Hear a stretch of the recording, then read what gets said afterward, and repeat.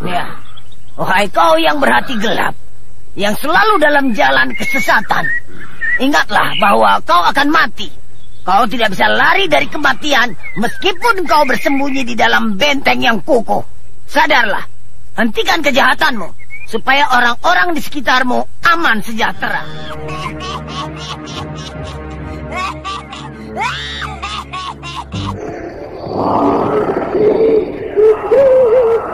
Mempersembahkan Sandiwara Radio, Misteri dari Gunung Merapi. Dengan para pelaku, Iwan Sanjaya sebagai Badirul, Lia Haidir sebagai Farida, Ferry Fadli sebagai Basir, Eli Ermawati sebagai Seruni, dan pembawa cerita Neni Sumardi. Bergelar si ular hitam. Dia bergerak seperti ular, membelit dan melenting untuk melepaskan dirinya dari amukan jatuh Panglima Kumbang. Walaupun di dalam hatinya melihat kehebatan pimpinan harimau itu, namun dia masih juga tertawa untuk memanaskan hati lawannya. Kalau memang belum seberapa, silahkan kau serang aku. Karena aku ingin tahu sejauh mana orang yang bergelar ular hitam itu kepandaiannya. Ya. Apakah kepandaiannya hanya menelan korban gadis-gadis yang tidak punya daya sama sekali? Mari, aku siap menyabung nyawa denganmu. Sayang, aku tidak bisa lama-lama. Aku masih banyak pekerjaan yang harus aku selesaikan. Yang penting, kau tidak bisa menghukum Mardian sekarang. Tapi lain kali, ya memang aku berminat sekali menerima tentanganmu itu. Hah? Dia hilang? Cepat betul perginya. Aku kalah cepat dari dia. Buruanku lepas, Datuk. Sabarlah, Nik. Lain kali akan bisa kita tangkap buruanmu itu. Karena kita tahu kemana perginya. Tapi sekarang dia sedang dilindungi oleh si Badirul atau si ular hitam. Akan aku cari dia, walau kemanapun dia lari.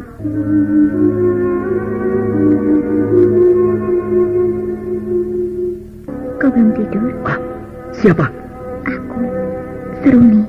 Oh, kau. Ayahmu kemana? Ayahku sedang keluar rumah. Apakah Farida masih ada di sini? Kau kenal dia? Iya, dia satu kampung denganku. Apakah kau mau berjumpa dengannya? Apakah dia ada di sini? Iya, dia tamu bapakku. Tamu bapakmu? Kenapa kau heran? Tidak. Apakah aku bisa keluar dari kamar ini? Bisa. Aku bisa mengeluarkanmu. Tapi, kau mau kemana? Aku mau bertemu dengan Farida. Apakah itu perlu? Iya. Kalau kau mau memberikan kesempatan padaku, aku memang ada keperluan dengan dia. Baik. Tapi kau harus cepat-cepat. Karena kalau bapakku pulang, maka aku akan dimarahinya bila kau terlihat keluar dari kamar ini. Iya, aku berjanji. Baik. Terima kasih. Jangan lama-lama ya. Iya. Di mana tempatnya? Teruslah ke ruang depan dari rumah ini. Dan apabila kau bertemu dengan kamar yang masih menyala lampunya, itulah kamar Farida. Terima kasih.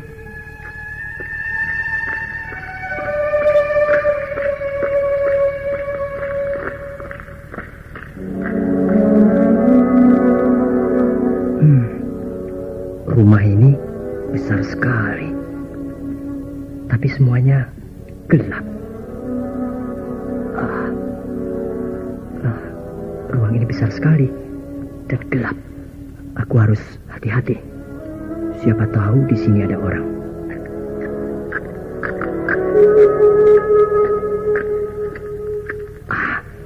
Itu. Ada lampu yang masih menyala di kamar sebelah kiri.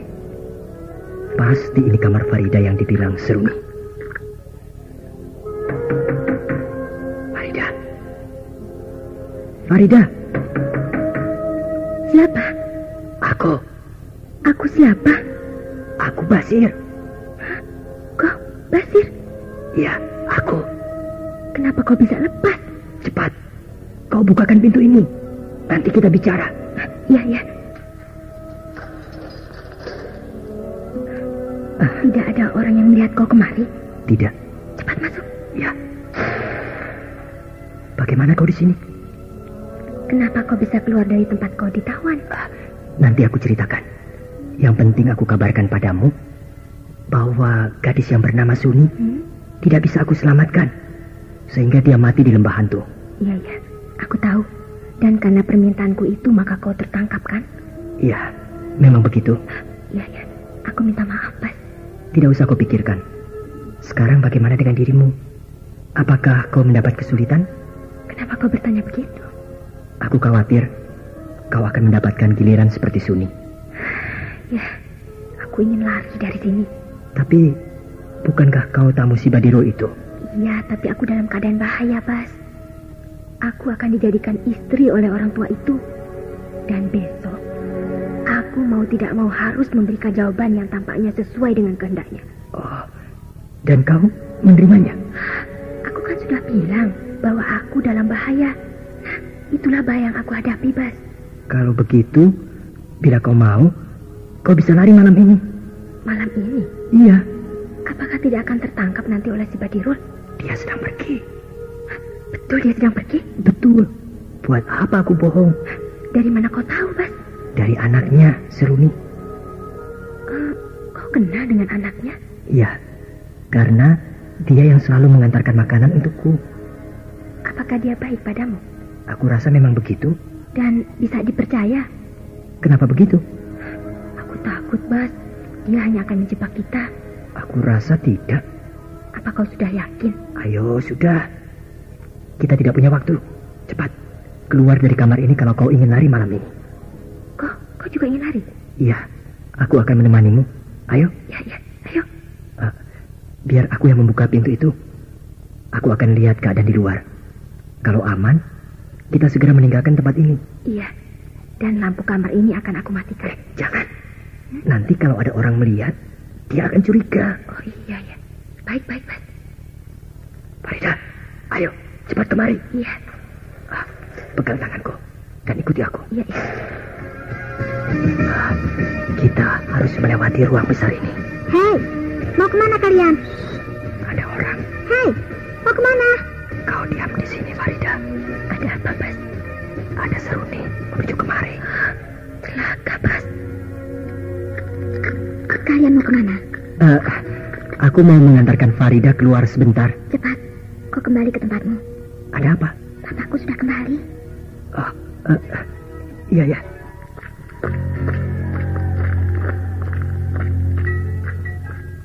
Farida. Apa? Pak Badiro sudah pulang. Celaka. Lalu apa yang harus kita lakukan, Mas? Kita harus batalkan rencana ini. Karena kemungkinan untuk lari sudah tidak ada. Nasib. Sudah. Aku kembali dulu ke tempatku. Nanti kita atur kembali. Ya. Apakah Seruni tahu rencana kita? Tampaknya tidak. Sudah ya, aku kembali dulu. Ya. Ayo, cepat. Itu bapakku sudah memasuki halaman rumah. Iya, iya, iya.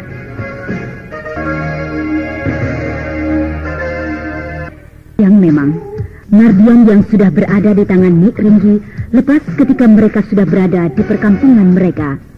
Bahkan Mardian lepas ketika dia dijaga oleh Datuk Panglima Kumbang beserta orang-orang kampung Datuk itu. Dan memang ampuh pundi-pundi yang diberi oleh Badirul kepada Mardian. Karena dengan pundi-pundi itulah dia bisa menyelamatkan dirinya. Tapi Datuk Panglima Kumbang masih bisa mengejar jejak Mardian yang sedang melarikan diri. Namun sayang, Datuk Panglima Kumbang dihadang oleh Badirul, sehingga terjadilah perkelahian yang sangat menegangkan. Tapi tampaknya Badirul tidak mau melayani Datuk itu karena dia hanya mencegah Mardian supaya tidak tertangkap oleh pimpinan harimau itu. Dan juga sayang ketika Badirul sedang berada di tempat Datuk Panglima Kumbang untuk menyelamatkan Mardian, Basir dan Farida mencoba untuk melarikan diri. Namun entah bagaimana, tiba-tiba saja Badirul sudah kembali. Sehingga semua ini membuyarkan usaha kedua orang itu untuk meloloskan diri dari rumah Badirul. Oh, celaka. Kalau dia melihat aku pasti langsung dibunuhnya. Aku harus cepat-cepat sampai di kamar tempat aku disekap. Aman. Tidak ada orang. Berhenti. Celaka. Dia melihatku. Berhenti. Kau Iya, dari mana? Saya dari sana, Pak. Dari mana itu? Dari sana. Kurang ajar. Kau buaya kecil. Kau mau coba-coba melawan padaku? Tidak, Pak. Aku tahu kau menipu aku. Rupanya kau mempunyai ilmu aneh yang bisa melawan bisa ularku. Tidak, Pak. Kau tidak usah bohong. Karena sebenarnya kau sekarang sudah harus mati. Tapi ternyata kau masih segar bugar seperti ini. Bagus. Kalau begitu, aku akan coba sampai di mana ilmumu itu. Nih, rasakan. Ya! Siapa itu yang menangkis seranganku? Keluar! Aku, Bapak. Oh, kau Seruni. Iya, Pak. Kau menyelamatkan jiwanya. Sebenarnya aku yang salah, bukan dia. Apa maksudmu? Aku yang menyuruhnya keluar dari kamarnya. Kenapa kau lakukan itu, Seruni? Karena aku tahu dia tidak akan bisa lari jauh dari tempat kita ini. Jadi, kalau Bapak mau menghukumnya, hukumlah aku. Jadi selama ini kau yang mengganti makanan untuknya? Iya, Pak. Kau menyelamatkan dia? Iya. Kau telah mengkhianati bapakmu. Apakah kau tidak tahu bahwa ketika rumah kita diintai oleh 2 orang anak muda, maka salah satu orang itu adalah dia? Apakah kau tidak tahu bahwa dia juga mempunyai ilmu yang berbahaya?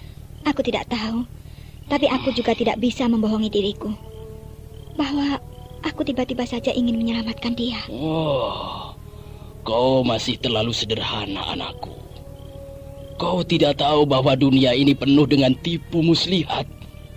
Dan sekarang kau kena tipu muslihat anak muda ini.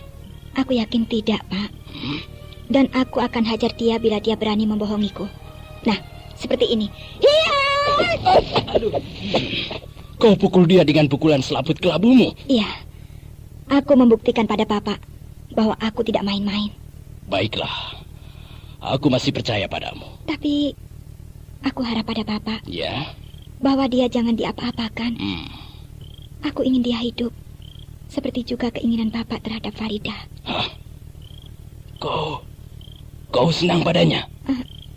Aku tidak tahu, Pak. Tapi hanya itu permintaanku.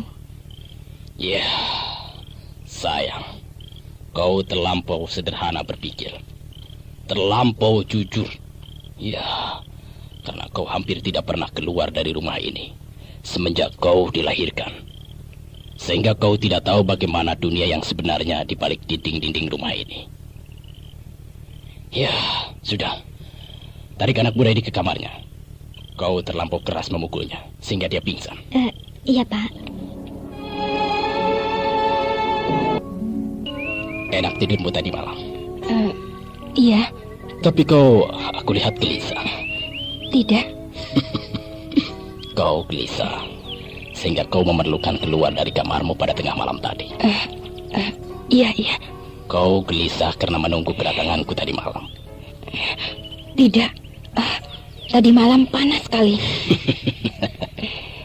Kau kelihatannya cantik sekali pagi ini. Aku... Betul kan begitu? Terima kasih. Bagaimana? Bagaimana apa, Pak? Kau lupa? Aku tidak mengerti maksud pembicaraan Bapak. Kau lupa? Aku menunggu jawabanmu pagi ini. Aku belum... Aku tidak mengerti maksud Bapak. Aku menunggu jawaban darimu. Apakah kau sudah siap untuk jadi istriku? Aku tidak bisa, Pak. Ya, tidak bisa. Kenapa tidak bisa? Aku tidak bisa, Pak. Kau tahu bukan? Aku sudah punya suami. Ya, kau tahu bukan bahwa aku tidak pernah kenal dengan kata-kata tidak bisa. Aku Aku sudah punya suami, Pak. Dari kemarin alasanmu pasti dan selalu itu. Baik, aku ingin tahu, apakah suamimu itu bisa melindungimu? Bukankah kau datang kemari untuk meminta perlindunganku? Iya, memang begitu, Pak. Nah, aku akan lebih mudah lagi melindungimu bila kau menjadi istriku. Iya. Aku sudah punya suami, Pak. Baiklah, aku akan melihat apakah kau bisa tentram. Ya, kalau suamimu datang dan mengancammu. Tampaknya dia marah dan seperti mengancam aku. Ya, biarlah. Akan aku hadapi apa yang akan terjadi pada diriku. Dan kalau bisa, aku cepat lepas dari rumah ini.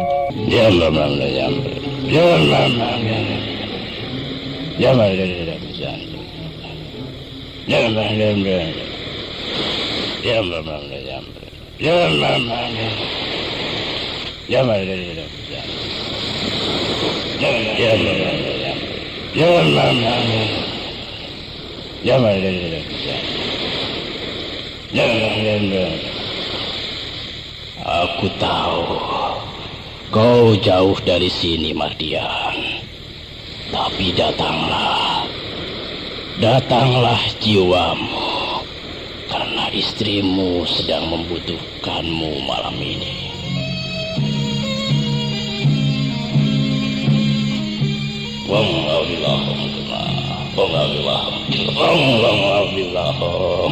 Ya, kau memang jauh dari rumahku ini.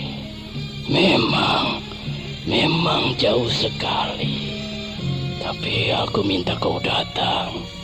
Hanya jiwamu, hanya rohmu yang aku minta datang. Ya. Karena istrimu yang ada di rumahku sangat rindu padamu.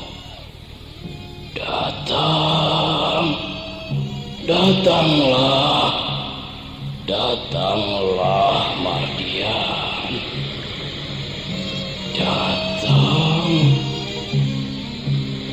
Datanglah padaku, Mardian.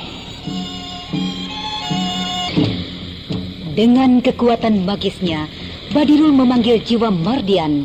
Walaupun dia tahu bahwa Mardian sangat jauh dari tempat Badirul akibat dikejar oleh Datuk Panglima Kumbang.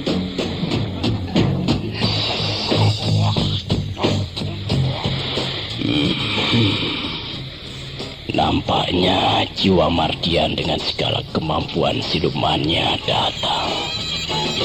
Dia memang datang.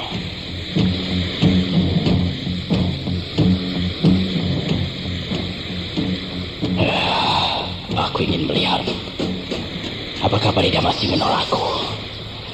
Apakah dia tahan menghadapi Mardian yang akan datang berbentuk siluman itu?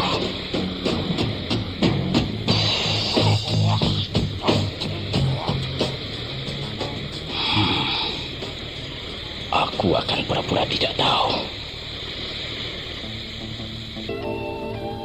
Mungkin wanita ini sudah tidur. Aku bangunkan dia supaya dia saksikan Mardian datang.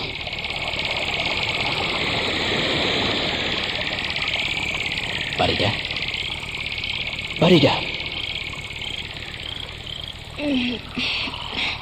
Siapa? Saya, Badirul. Buka pintunya.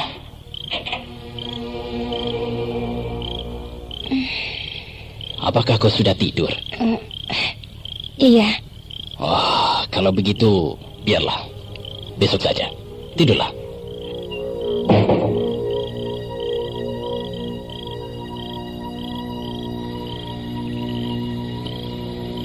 Aneh.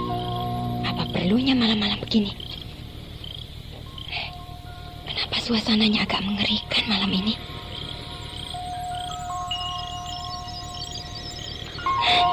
Anginnya juga kencang. Sebaiknya aku tidur kembali.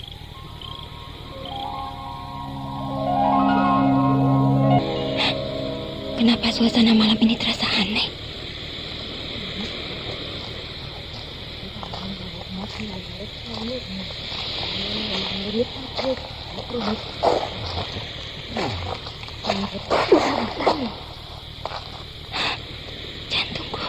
Jantungku berdebar keras.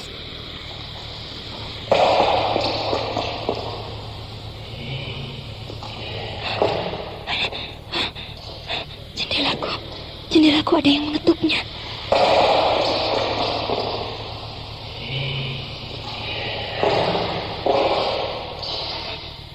Jendela ini ada yang menarik-nariknya dari luar.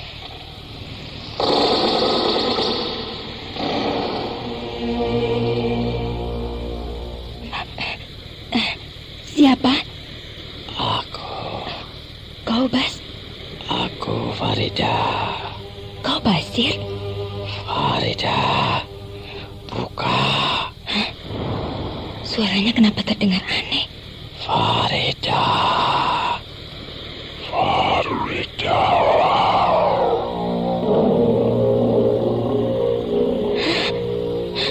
Suara harimau. Apakah suamiku? Ya, aku suamimu. Hah? Dia datang. Oh, celaka. Buka jendela ini, Farida. Jendela itu bergoyang-goyang. Farida. Dia berusaha membuka jendela kamarku. Farida. Tidak, aku tidak butuh kau. Farida. Aku suamimu, bukan. Tapi aku tidak butuh kamu. Jangan begitu, sayang. Pergilah kau siluman. Kau bukan manusia. Farida. Kau setan yang berbentuk manusia. Kau menghina aku, Farida. Kau benar-benar harus diyakinkan bahwa aku adalah manusia. Dia mengukit lagi jendela itu. Farida. Farida. Tunggu, Farida. Tunggu. Akan aku buka sendiri jendela ini. Ini. Pada siapa? Farida. Apakah aku harus meminta bantuan pada Pak Badirul? Oh, kuku-kuku siluman ini telah masuk di celah-celah jendela ini. Oh, kuku itu makin panjang dan mencoba menarik daun jendela ini. Ya Tuhan, aku tentu akan mati malam ini dicekiknya. Farida. Tunggu, sayang. Tunggu. Aku suamimu.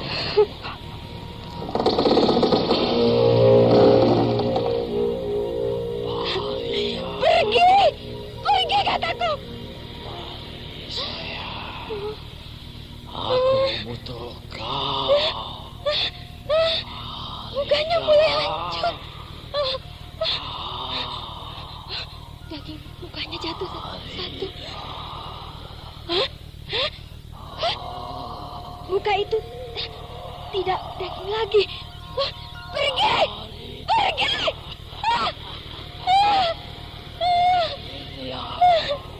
Suamimu. Tidak! Aku tidak mau! Jangan takut, Farida. Jangan takut. Tidak! Tidak!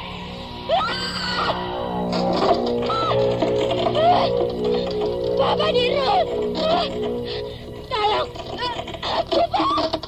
Kenapa kau, Farida? Itu, Pak. Lihat! Mardian! Mukanya tidak berdaging!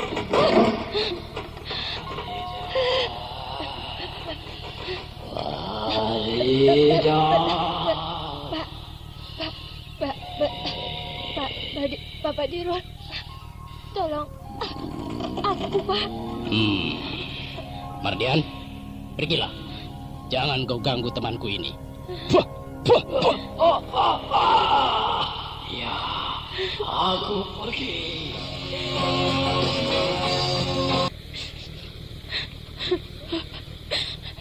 Kenapa aku yang harus dicarinya juga? Kau tidak usah takut, Farida. Selama kau dalam perlindunganku. Kau lihat bukan? Bagaimana dia takut padaku dan terus pergi. Iya, Pak. Terima kasih, Pak. Iya. Sekarang kau pergilah tidur. Tenangkan pikiranmu. Dia tidak akan datang lagi. Aku takut. Aku takut.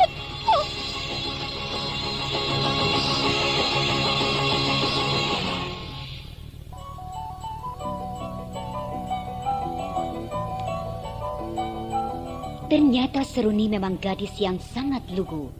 Dia tidak tahu bagaimana sebenarnya kehidupan dunia. Dia terlalu jujur, sehingga perasaan senangnya pada Basir yang memang mempunyai wajah cukup menarik itu tidak segan-segan dia katakan pada bapaknya. Dia tidak takut kalau bapaknya akan marah padanya. Ya, ternyata benar. Pak Badirul tidak bisa memarahi anak satu-satunya yang sangat dia sayangi itu. Dia hanya bisa menuruti apa yang menjadi kemauan anaknya. Di samping itu, dia tidak berhasil memujuk Farida untuk dijadikan istrinya. Kemudian dengan kehebatan ilmunya, dia panggil jiwa Mardian dan dia datangkan pada Farida dengan wajah yang sangat mengerikan. Dan tanpa berpikir panjang lagi, Farida meminta bantuan pada Badirul.